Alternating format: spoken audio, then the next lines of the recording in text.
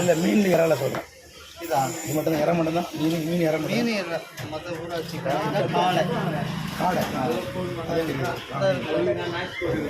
Close பண்ணி வச்சுருக்காங்க ஈமிக்கு சொல்லிட்டு அண்ணா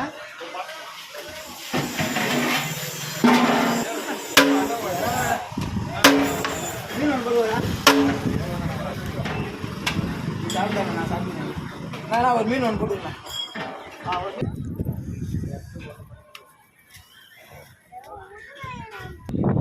ஃப்ரெண்ட்ஸ் இந்த ஹோட்டலில் தான் சாப்பிட்டோம். நல்லா இருக்குது. சொக்கன் ஹோட்டல் பழவேற்காடு புறவையில் இருக்குது.